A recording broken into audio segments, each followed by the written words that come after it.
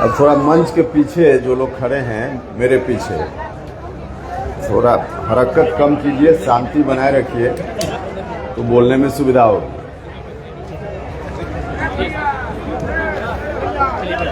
बहुत लंबा भाषण नहीं देना है। मैं समझ रहा हूं कि इतनी गर्मी में लोग यहाँ खड़े हैं, उनकी परेशानी को मैं महसूस कर रहा हूं, इसलिए बहुत लंबा भाषण देने की जरूरत भी नहीं है और देंगे भी नहीं। लेकिन हाँ, जब तक थोड़ी देर मैं बोलूँगा तब तक आप सब लोगों से आग्रह है कि शांति बनाए रखने की कृपा कीजिएगा। इस कार्यक्रम के सम्मानित अध्यक्ष और हमारी पार्टी राष्ट्रीय लोक मोर्चा के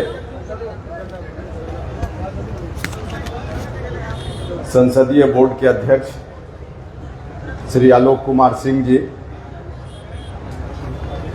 संचालन कर रहे साथी और इस जिला में पार्टी के अध्यक्ष कपिल सिंह कुशवाहा जी, मंच पर विराजमान पार्टी के प्रभारी प्रदेश अध्यक्ष श्री मदन चौधरी जी, भोजपुर जिला के अध्यक्ष रोहित कुशवाहा जी, कैमूर जिला के अध्यक्ष उमाशंकर सिंह कुशवाहा जी, बक्सर जिला के अध्यक्ष विंध्याचल सिंह जी, पार्टी के राष्ट्रीय उपाध्यक्ष श्री जितेंद्र नाथ पटेल जी, पार्टी के राष्ट्रीय उपाध्यक्ष और पूर्व विधायक श्री रणविजय सिंह जी, पार्टी के राष्ट्रीय महासचिव श्री अखिलेश्वर प्रसाद सिंह जी, राम कुमार मेहता जी, श्रीमती रेखा गुप्ता जी, पार्टी के प्रदेश के महासचिव सुभाष चंद्रवंशी जी, प्रदेश उपाध्यक्ष जंग बहादुर सिंह जी, प्रदेश उपाध्यक्ष आर के सिन्हा जी, प्रदेश महासचिव ब्रजेंद्र कुमार पप्पू जी, प्रदेश उपाध्यक्ष सुकुल राम जी, प्रदेश के महासचिव प्रशांत पंकज जी, प्रदेश महासचिव रिंकू सोनी जी, प्रदेश उपाध्यक्ष योगेंद्र चौहान जी, अनुसूचित जनजाति प्रकोष्ठ बिहार के अध्यक्ष संतोष गौर जी, प्रदेश उपाध्यक्ष झुन्ना सिंह जी, प्रदेश उपाध्यक्ष बसंत पटेल जी, अनुसूचित जाति प्रकोष्ठ बिहार के अध्यक्ष अशोक राम जी, व्यवसायिक प्रकोष्ठ बिहार के अध्यक्ष अनंत कुमार गुप्ता जी, छात्र प्रकोष्ठ के राष्ट्रीय अध्यक्ष विराट कुशवाहा जी, प्रदेश उपाध्यक्ष जागा कुशवाहा जी, प्रदेश अध्यक्ष अति पिछड़ा प्रकोष्ठ संतोष गुप्ता जी, प्रदेश उपाध्यक्ष महिला प्रकोष्ठ श्रीमती अंजलि कुशवाहा जी, औरंगाबाद के जिलाध्यक्ष अशोक मेहता जी, प्रदेश के महासचिव साथी पप्पू वर्मा जी, गया जिला के कार्यकारी अध्यक्ष जितेंद्र पासवान जी, कैमूर जिला के कार्यकारी अध्यक्ष राजकुमार जी, पार्टी के प्रदेश के महासचिव संजय मेहता जी, प्रदेश उपाध्यक्ष अशोक पासवान जी, साथी कक्कू खान जी, प्रदेश महासचिव रामजस कुशवाहा जी, शक्ति चंद्रवंशी जी, प्रदेश महासचिव बंटी शाही जी, प्रदेश महासचिव वीरेंद्र तिवारी जी, और भी बहुत सारे लोगों का नाम है, माफ कीजिएगा, ज़्यादा लोगों का नाम लेने में समय लगेगा, इसलिए उनसे माफ़ी मांगते हुए शेष सभी उपस्थित यहाँ नेतागण और आप सब लोग जो इस कार्यक्रम में इस चिलचिलाती धूप में इतनी बड़ी संख्या में यहाँ उपस्थित हैं, सम्मानित अभिभावकगण, भाइयों, माताएं, बहनों, मित्रों और मीडिया के बंधुओं, कार्यक्रम में जब आयोजित करने का विचार विमर्श हम सब लोग कर रहे थे कई लोगों का कहना था कि इतनी भीषण गर्मी है, इस गर्मी में कैसे कार्यक्रम हो पाएगा। वाकई गर्मी तो भीषण है, इसमें कोई दो राय नहीं है, लेकिन शाहबाद के लोग हैं, इनके सामने भीषण गर्मी क्या चीज होती है।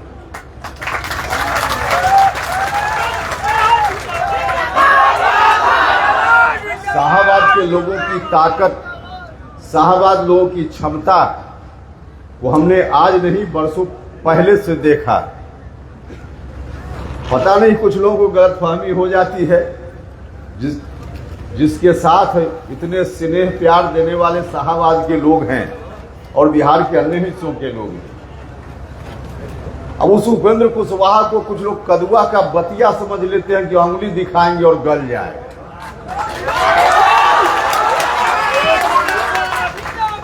उपेंद्र कुशवाहा किसी की उंगली दिखाने से गलने वाला नहीं है, क्योंकि आपकी ताकत उपेंद्र कुशवाहा के साथ।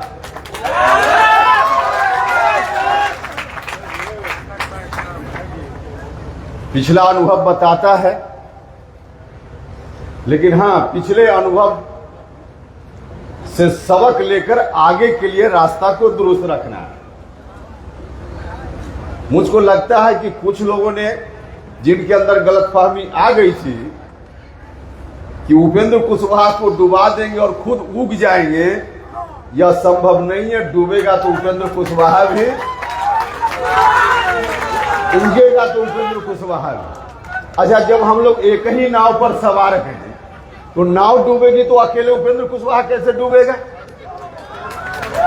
भैया आप भी डूबिएगा, हम भी डूबेंगे। हम यह नहीं कह रहे हैं कि आप डूब जाइएगा और हम नहीं डूबेंगे। भाई, उपेंद्र कुशवाहा डूबेगा तो आप भी डूबिएगा, उपेंद्र कुशवाहा उगेगा तो आप भी उगिएगा। उपेंद्र, आप अगर यह समझते हो कि डुबा दे और हम उग जाए, नहीं संभव है। एक ही नाव पर हम लोग सवार हैं ना।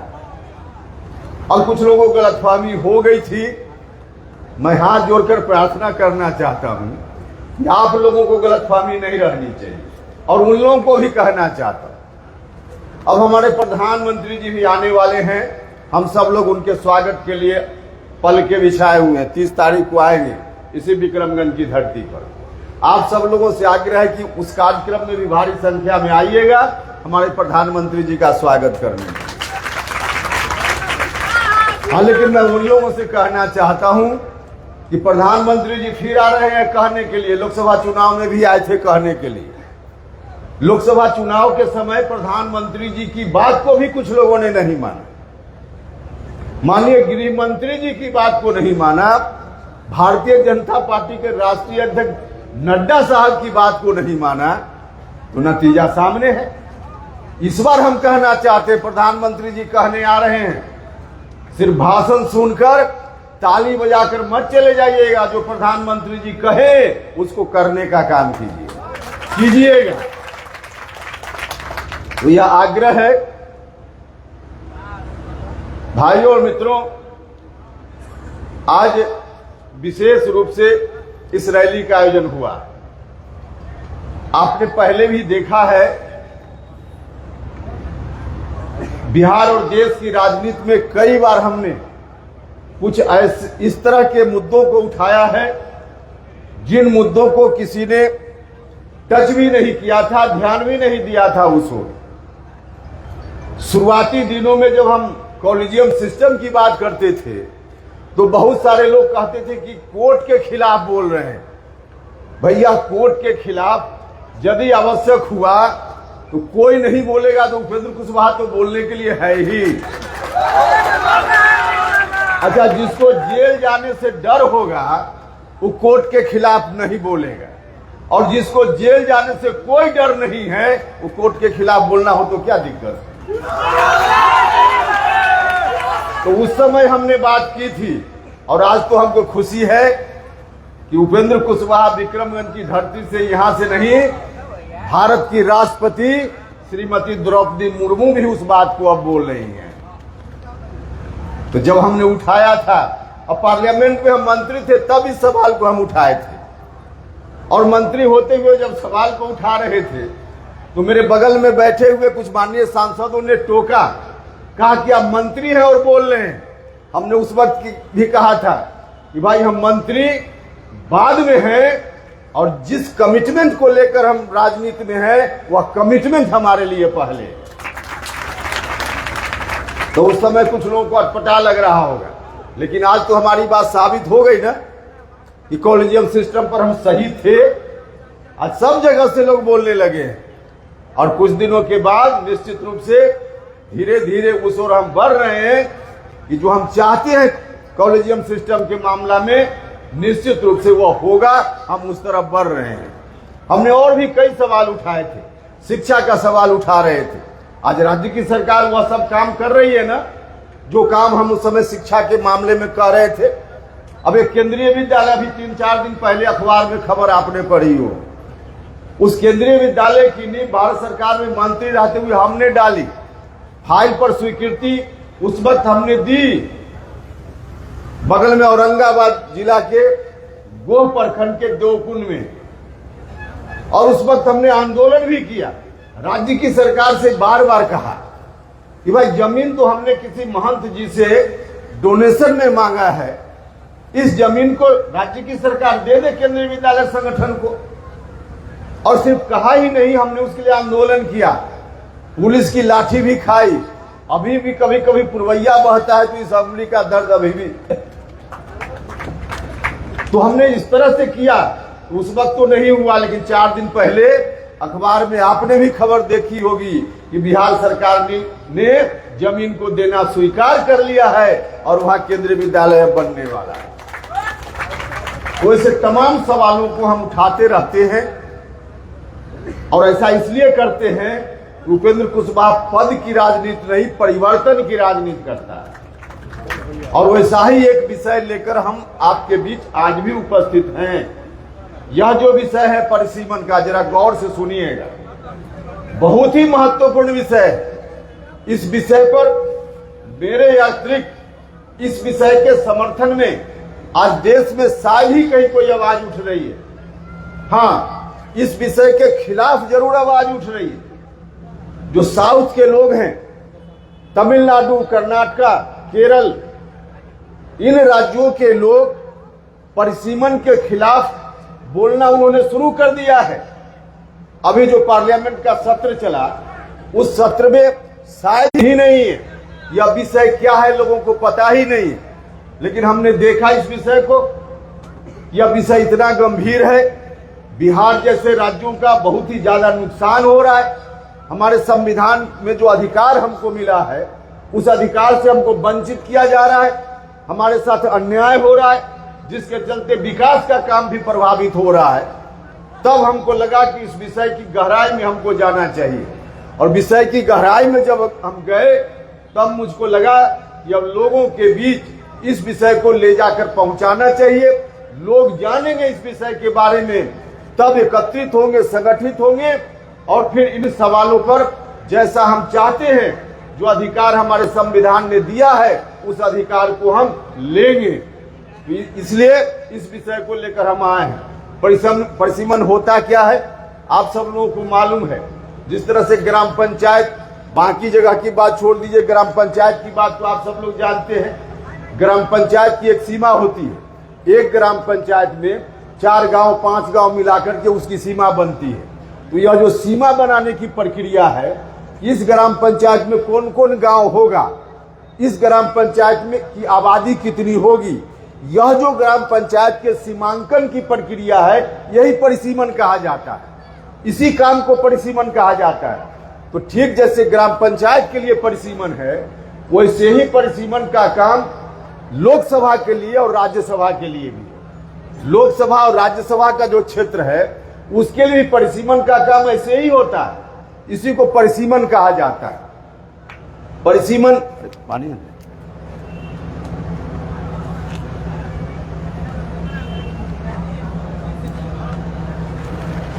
हमारे संविधान में व्यवस्था की गई। जिस समय संविधान लागू हुआ था, आजादी के समय, उस वक्त पहला चुनाव 1952 में होने वाला था। उस चुनाव के पहले परिसीमन हुआ देश में 51 में, 51 की जनसंख्या के आधार पे। उस समय परिसीमन हुआ और उस परिसीमन में 51 में लोकसभा क्षेत्र की संख्या अभी देश में 543 है।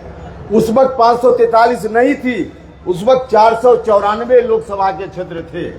परिसीमन किया गया देश भर में तो 494 लोकसभा क्षेत्रों की संख्या उस समय हुई। बाद में 61 में फिर से परिसीमन हुआ, 522 लोकसभा क्षेत्रों की संख्या हुई। उसके बाद 1971 की जनगणना के आधार पर परिसीमन हुआ तो 543 लोकसभा क्षेत्रों की संख्या हुई। उस वक्त से लेकर अभी तक 543 ही है। अब इस संदर्भ में संविधान क्या कहता है? इस संदर्भ में संविधान कहता है, आजादी के समय जो संविधान डॉक्टर अंबेडकर साहब ने हमको दिया, उस संविधान में कहा गया है कि हर 10 साल के बाद जनगणना होगी और जनगणना के आधार पर जितनी आबादी जहां की कम या ज्यादा होगी उस आबादी के आधार पर परिसीमन होगा। मतलब क्षेत्र की संख्या निर्धारित होगी और उसके हिसाब से यदि क्षेत्र की संख्या बढ़ती है तो बढ़ाने का काम होगा, घटती है तो घटाने का काम होगा। लेकिन पहला परिसीमन तो हो गया उसके आधार पे, दूसरा परिसीमन हो गया, तीसरा परिसीमन हो गया 71 में। उसके बाद 76 में जब इमरजेंसी का दौर आया, जब आपातकाल का दौर आया, उस समय संविधान में संशोधन कर दिया गया और उस संशोधन के आधार पे कर दिया गया कि अब आगे परिसीमन नहीं होगा, 25 साल तक आगे परिसीमन नहीं होगा। उस समय आपातकाल के दौर में संविधान संशोधन किया गया संविधान, 25 साल नहीं होगा, मतलब 1976 से लेकर अगला 25 साल 2001 में जब फिर परिसीमन का काम हो सकता था, अगले 25 साल के लिए फिर संविधान में व्यवस्था कर दी गई कि अगला 25 साल फिर नहीं होगा। मतलब 2001 से 25 साल, अब यही 2026 में वह 25 साल पूरा होने वाला है। और 2026 में परिसीमन अगर फिर से कोई नया निर्णय भारत की सरकार ने नहीं लिया तो 2026 में परिसीमन का काम होगा। 2026 में परिसीमन का काम यदि होगा, आज की तारीख में बीच के दिनों में जो परिसीमन नहीं हुआ, सिर्फ परिसीमन हुआ 51 में, 61 में, 71 में, संविधान के हिसाब से होना चाहिए था 51 में, 61 में, 71 में, 81 में, 2001, 2011 और 2021 के बाद होना चाहिए था। हाँ, बीच में एक बार परिसीमन हुआ 2001 के बाद, लेकिन उस परिसीमन में सिर्फ जनसंख्या को इधर से इधर किया गया। उसमें जो संख्या थी क्षेत्रों की, संविधान में व्यवस्था कर दी गई एक बार और संशोधन करके कि संख्या नहीं बढ़ेगी। पहले संख्या बढ़ी, लेकिन 2001 के बाद 2009 में जो फिर चुनाव हुआ, उसके पहले जो परिसीमन हुआ उसमें संख्या नहीं बढ़ी, 40 का 40 ही बिहार में रह गया और देश भर में 543 की संख्या थी तो 543 की संख्या ही रह गई। हुआ था काराकाट लोकसभा क्षेत्र उस समय, उसके पहले 2009 के पहले विक्रमगंज लोकसभा क्षेत्र कहलाता था। विक्रमगंज लोकसभा क्षेत्र 2004 में जब चुनाव हुआ, उसके पहले जो चुनाव हुआ तो विक्रमगंज लोकसभा क्षेत्र होता था और उस लोकसभा क्षेत्र में जो आज का विधानसभा क्षेत्र है औरंगाबाद जिला का, वह नहीं था, बगल का था इलाका। मतलब कि फिर से नए सिरे से परिसीमन हुआ, कुछ जगह को इधर से काटा गया और कुछ उधर से लेकर जोड़ा गया, लेकिन संख्या नहीं बढ़ी।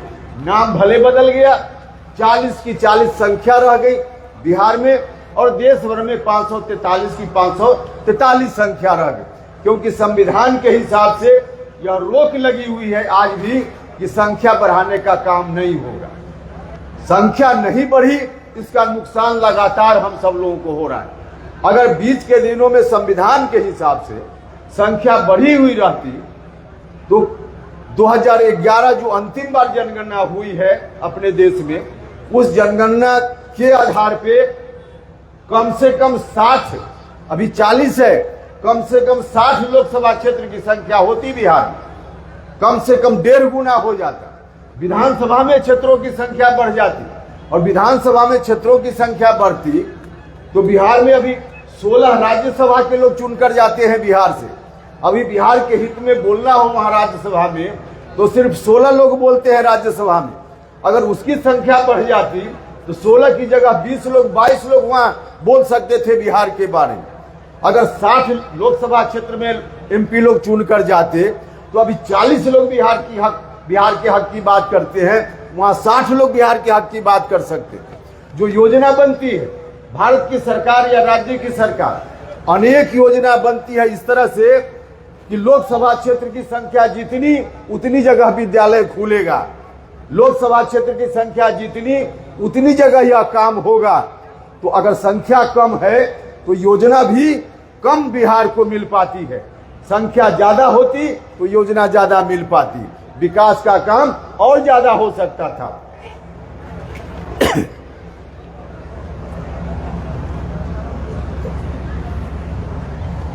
तो परिसीमन नहीं होने से कितना बड़ा नुकसान हो रहा है। और परिसीमन की बात हम कर रहे हैं तो किसी से हम कृपा करने का आग्रह नहीं कर रहे हैं। जो संविधान ने हमको अधिकार दिया है उस अधिकार की हम बात कर रहे हैं। आपातकाल के दौर में इमरजेंसी के समय उस अधिकार को सीज कर लिया गया जो आज तक सीज है। हम चाहते हैं कि वह फ्री हो ताकि हमारे यहाँ लोकसभा क्षेत्रों की संख्या, हमारे यहाँ विधानसभा क्षेत्रों की संख्या संविधान के हिसाब से बढ़ जाए, यह हमारा कहना है। और इतना ही नहीं, संविधान में जो अधिकार है, हम संविधान में जिस प्रस्तावना की बात करते हैं, पढ़े लिखे लोगों को मालूम है, संविधान में हमारा संविधान प्रस्तावना से शुरू होता है और उसमें जो पहली पंक्ति लिखी हुई है, पहला शब्द लिखा हुआ है, हमारा संविधान यही से शुरू होता है, हम भारत के लोग। हम भारत के लोग मतलब हिंदुस्तान में जितने लोग रहने वाले हैं सबका बराबर हक हमारा संविधान मानता है, सबको बराबर हक हमारा संविधान देता है। और उसके आधार पे एक व्यक्ति चाहे वो कर्नाटक में रहने वाला हो, गुजरात में रहने वाला हो, बिहार में रहने वाला हो, मिजोरम में रहने वाला हो, कहीं रहने वाला हो हिंदुस्तान में, एक व्यक्ति को एक वोट देने का अधिकार है। एक वोट देने का अधिकार है। एक व्यक्ति एक वोट और उस वोट का मूल्य भी बराबर। कोई राजस्थान का व्यक्ति वोट गिराए, बिहार का व्यक्ति वोट गिराए, दोनों का मूल्य बराबर, दोनों का मूल्य बराबर हमारा संविधान यही व्यवस्था करता है। लेकिन परिसीमन में जो गड़बड़ी हो गई है जिसके चलते जो साउथ के लोग हैं 21 लाख लोग मिलकर एक एमपी औसतन चुनकर भेजते हैं पार्लियामेंट में, और बिहार उत्तर प्रदेश जो हिंदी बेल्ट के राज्य हैं यहाँ के लोग 31 लाख लोग मिलकर के एक एमपी चुनते हैं। तो कहां रहा बराबर मूल्य? वहां का 21 लाख लोग 21 लाख और हमारे यहाँ का 31 लाख बराबर हो गया। तो 1.5 गुना का अंतर है, जबकि होना चाहिए था बराबर। उनका भी एक वोट हमारा भी एक वोट मिलकर बराबर होना चाहिए था। और संविधान ने व्यवस्था की, परिसीमन समय समय पर होता तो यह काम हो सकता था, लेकिन नहीं हो रहा है और इसका नुकसान बिहार जैसे राज्यों को हो रहा है। हमने कहा कि अभी इसके समर्थन में लोग नहीं बोल रहे हैं क्योंकि पता ही नहीं है लोगों को। 50 साल पहले की बात है, लेकिन साउथ के लोगों ने बोलना शुरू कर दिया है। विरोध में जिनको बोलना है उन्होंने बोलना शुरू कर दिया है। उनकी कोशिश है कि हम विरोध में बोल करके और फिर से भारत की सरकार को बाध्य करें कि पहले से जैसे परिसीमन रुका हुआ है आगे भी परिसीमन रुका रहे। अब आज की तारीख में जो लोग विरोध में बोल रहे हैं, अगर हम लोग भी चुप रह गए तो विरोध में बोलने वाले लोग संभव है कि सफल हो जाए, और जो अन्याय हमारे साथ हो रहा है वो अन्याय आगे भी जारी रह सकता है अगर हम लोग चुप रह जाएं। इसलिए हम आपसे कहने आए हैं कि चुप रहने का समय नहीं। चुप रह जाएंगे तो अन्याय फिर आगे हो जाएगा, विकास के मामला में हम फिर पीछे हो जाएंगे। साउथ के लोग जो तर्क दे रहे हैं वह भी जरा सुनिए, वहां के लोग क्या तर्क दे रहे हैं, क्यों परिसीमन आगे फिर रुका रहे। तो तर्क लोग दे रहे हैं कि जनसंख्या, हमने भारत सरकार की घोषित पॉलिसी के हिसाब से जनसंख्या या अपने राज्यों में हमने नियंत्रित किया है, जनसंख्या को रोकने का काम किया है। और बिहार, उत्तर प्रदेश जैसे राज्यों ने जनसंख्या को रोका नहीं। उनका कहना है कि सरकार के कार्यक्रम को दक्षिण के राज्यों ने अपनाया, इसलिए उनकी जनसंख्या कम हुई है, और हम लोगों ने नहीं अपनाया, इसके लिए जनसंख्या हम लोगों की कम नहीं हुई है, बढ़ी है। अब इस संदर्भ में दो बात ध्यान रखने की है। एक कि उनका कहना है कि जनसंख्या हमारी कम हुई है दक्षिण के राज्यों की। 1971 में जब अंतिम बार परिसीमन हुआ था, उस समय तक उनकी जनसंख्या कम नहीं हुई थी। हिंदुस्तान में 1881 से जनगणना की शुरुआत हुई है। 1881 से लेकर आजादी के समय तक लगभग 150 साल में उन राज्यों की जनसंख्या बहुत तेजी से आगे बढ़ी, बहुत तेजी से आगे बढ़ी।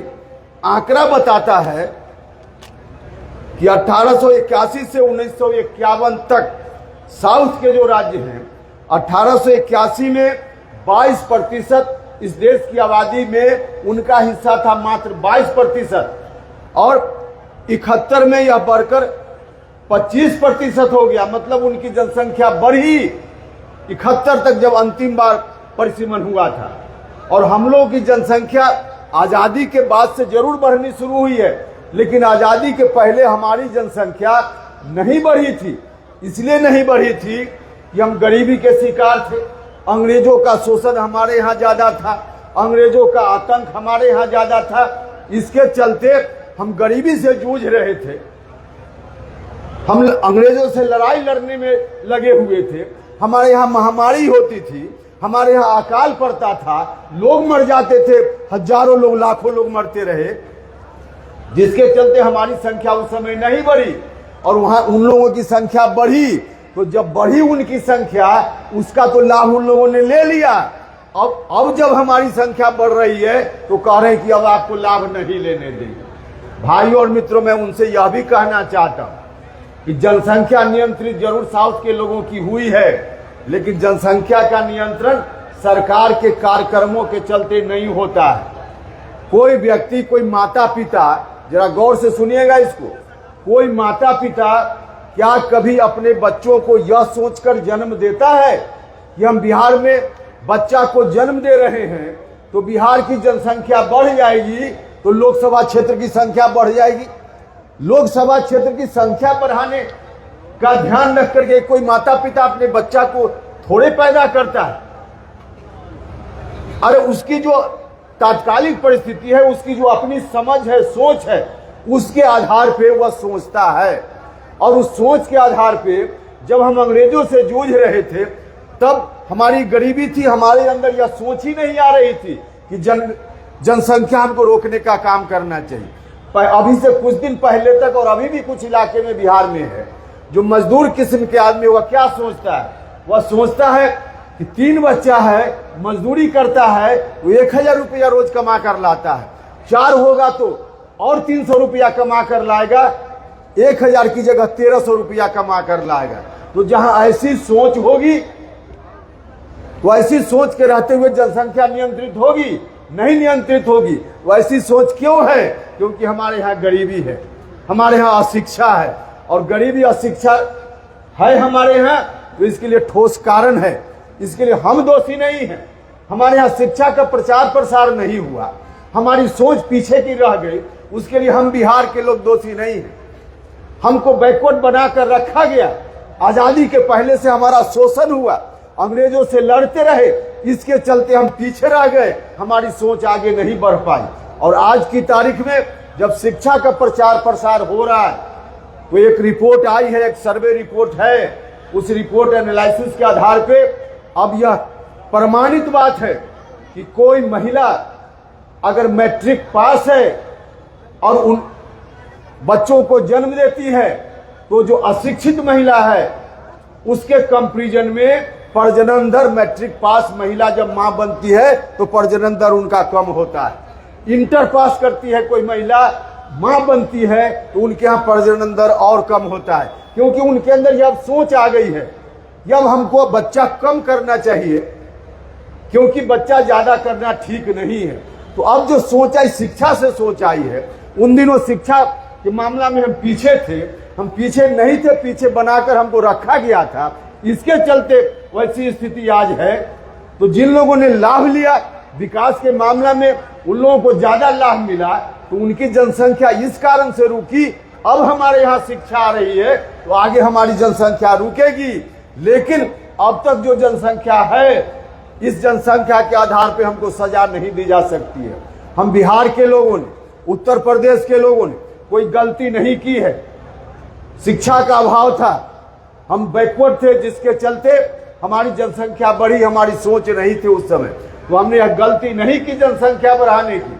परिस्थिति के कारण जनसंख्या बढ़ी है। इसलिए जब हमने गलती नहीं की है तो फिर इस गलती की सजा हमको नहीं मिलनी चाहिए।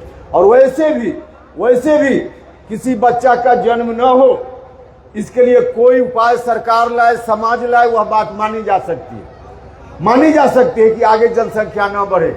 लेकिन चाहे जैसे भी हो, जिन कारणों से हो, जिसका जन्म धरती पर हो गया, वह कहीं का हो, उसको बराबर अधिकार देना पड़ेगा। चाहे बिहार में उसका जन्म हुआ हो या किसी और राज्य में, जिसका जन्म हो गया उसमें भेदभाव नहीं करना पड़ेगा।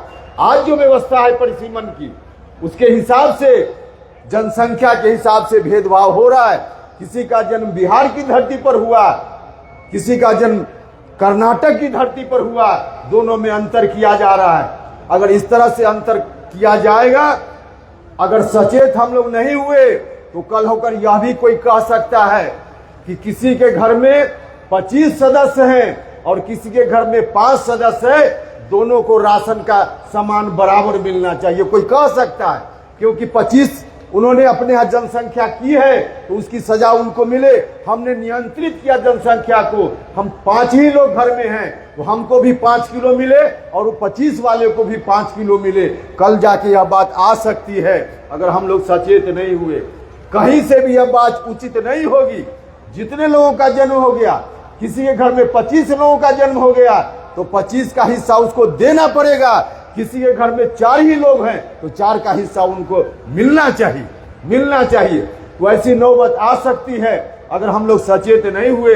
जन वितरण प्रणाली के मामले में भी कहने वाले कहेंगे कि आपने अपने परिवार की संख्या बढ़ा ली, इसलिए आपको भी 5 किलो ही मिले, हमने नहीं बढ़ाई इसलिए हमको भी 5 किलो ही मिले। या कहीं से न्यायोचित होगा, कहीं से उचित होगा, नहीं उचित होगा। तो कई अर्थों में, कई मामलों में आगे जाकर खेल बिगड़ सकता है। इसलिए आज सचेत होने की जरूरत है। हम आप सब लोगों से यही आग्रह करना चाहते हैं कि सब लोग मिलकर अभी से सचेत होइए, सजग होइए। यह बहुत ही आवश्यक काम है। कोई राजनीति करने की दृष्टि से हम नहीं बोल रहे। यह विषय कोई विधानसभा चुनाव से संबंधित विषय नहीं है कि आज की तारीख में हम वोट के लिए चले आए। हमको लगा साउथ के लोगों के विरोध को देख करके हमारा ध्यान गया, अब समय है 2026 आने वाला, इस वक्त चुप रह जाएंगे तो इतिहास हमको माफ नहीं करेगा। क्योंकि बिहार के लोगों के साथ अन्याय जो हो रहा है वो आगे अन्याय जारी रहेगा। अभी हम लोगों की पार्टी का वाल्मीकि नगर में जो शिविर हुआ, उस शिविर में हमने तय किया है इस मामले को लेकर हमारा संविधान में जो अधिकार हमको है, उस अधिकार को लेने के लिए हमारी पार्टी आगे बढ़ेगी, कार्यक्रम करेगी। लेकिन इसके पहले हम जन जन तक जाएंगे और लोगों को बताएंगे कि क्या विषय है, क्या मामला है। हम आपसे यह भी कहना चाहते हैं, नौजवान साथी, पढ़े लिखे लोग जो अभी भी नहीं समझ पाए हों तो बाद में भी संपर्क कीजिए। आप गूगल पर सर्च कीजिए, आप संविधान पढ़िए, आप देखिए और किस तरह से अन्याय हो रहा है इसको जानने का काम कीजिए। एक एक बिहार का व्यक्ति जानेगा तब जाकर बिहार के साथ अन्याय होना रुकेगा। इसलिए हमारा या आपका सब लोगों का दायित्व है और इसीलिए हम आपसे समर्थन मांगने आए, सहयोग मांगने आए हैं कि आप लोग मिलकर समर्थन दीजिए, सहयोग कीजिए। उपेंद्र कुशवाहा ने बीड़ा उठाया है, हमारी पार्टी ने बीड़ा उठाया है इस अन्याय के खिलाफ। चाहे जिस सीमा तक जाना हो हम जाकर लड़ेंगे और बिहार को न्याय दिलाने का काम करेंगे। बिहार को न्याय मिलेगा, बगल का जो प्रदेश है उनको भी न्याय मिलेगा। और इसमें 40 की जगह जो 60 की संख्या हो जाएगी, एक अनुमान है, तो 60 की संख्या होगी। तो जिस तरह से अभी 40 की संख्या में जो शेड्यूल्ड कास्ट के लोग हैं उनके लिए रिजर्वेशन है, कल महिलाओं के लिए जो 33% आरक्षण देने की बात हमारे प्रधानमंत्री जी ने की है लोकसभा विधानसभा में, तो उनकी संख्या भी निर्धारित होगी। तो अभी अगर संख्या 40 पर निर्धारित होगी तो महिलाओं की भी संख्या 33%, 40 का ही 33% होगा। अभी जो शेड्यूल्ड कास्ट के लोगों को मिल रहा है 40 पर ही उनकी गणना की जा रही है। 60 यदि हो जाएगी तो अनुसूचित जाति के लिए जो रिजर्व क्षेत्र है, जैसे सासाराम बगल में रिजर्व है, तो रिजर्व क्षेत्र बिहार में जितनी है उनकी संख्या भी बढ़ जाएगी, शेड्यूल्ड कास्ट के लोगों की संख्या भी बढ़ जाएगी, और महिलाओं के लिए जो निर्धारित होने वाली संख्या है उसकी संख्या भी बढ़ जाएगी। तो महिलाओं के साथ भी अन्याय होगा अगर हम लोगों ने नहीं आगे बढ़कर इसका विरोध करने का काम किया। जो अनुसूचित जाति के लोग हैं और देश भर में अनुसूचित जनजाति के लोग हैं उनका भी बहुत बड़ा नुकसान हो जाएगा। इसलिए आप सब लोगों से आग्रह है कि सब लोग मिलकर अभी से सजग होइए, चीजों को जानिए और उसके आधार पे हम सब लोग मिलकर के इस लड़ाई को आगे बढ़ाने का काम करेंगे। तो अंत में मैं थोड़ी बात और करूंगा, लेकिन उसके पहले मैं जरा आप सब लोगों से जानना चाहता हूं, इस विषय पर आंदोलन में सब लोग साथ दीजिएगा ना? हाथ उठाकर जरा बताइए, सब लोग साथ दीजिएगा ना? तो चलिए इसके साथ हम एक जानकारी हम आपको देना चाहते हैं। हमारे इस अभियान का और जो आपका सहयोग हो रहा है इसका परिणाम इतना अच्छा हो रहा है कि आज यह जो परिसीमन वाला मामला है, आज ट्विटर पर नंबर 2 पर, क्योंकि नंबर 1 पर प्रधानमंत्री जी के मन की बात है, तो नंबर 2 पर ट्विटर पर परिसीमन हमारा ट्रेंड कर रहा है। यह परिसीमन का जो विषय है नंबर 2 पर ट्रेंड कर रहा है, ट्विटर एक्स अकाउंट पर ट्रेंड कर रहा है। तो देश भर में यह मैसेज अब जा रहा है, देश भर में मैसेज जा रहा है। तो आप लोग भी जो सोशल मीडिया चलाने वाले लोग हैं, नौजवान लोग, आप लोग भी इस विषय को आगे बढ़ाइए ताकि कर्नाटका के लोग, तमिलनाडु के लोग जो हमारे विरोध में खड़े हैं उनको भी इस बात का पता चल जाए कि बिहार के लोग अब मानने वाले नहीं हैं, मानने वाले नहीं। तो सोशल मीडिया में भी इसको आगे बढ़ाइए। अंत में कुछ लोग पार्टी ज्वाइन करेंगे, लेकिन उसके पहले जब आप सब लोगों ने समर्थन किया है, इस बात के लिए मैं हृदय से आपका धन्यवाद करता हूं। और आप सब लोग इतनी बड़ी संख्या में यहाँ आए हैं, इसके लिए बहुत बहुत बहुत हृदय से आभार प्रकट करता हूं। और जिन साथियों ने मिलकर इस कार्यक्रम का आयोजन किया, इनके प्रति भी आभार प्रकट करता हूं। और अंत में आपसे एक आग्रह करता हूं कि परिसीमन का समर्थन आपने किया है, तो परिसीमन के समर्थन में हम नारा लगाएंगे, आप सब लोग भी उस नारा में साथ दीजिएगा। हम कहेंगे संवैधानिक अधिकार, आप लोग कहिएगा परिसीमन सुधार।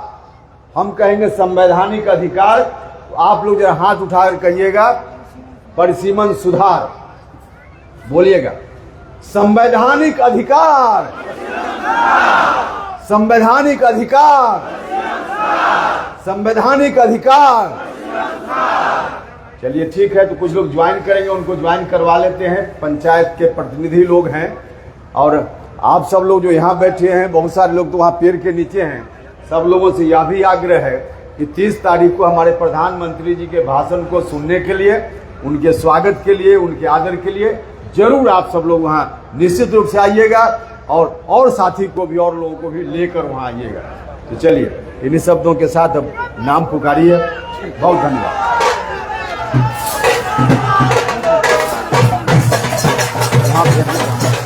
यहाँ माला पाया नाम पुकार के हम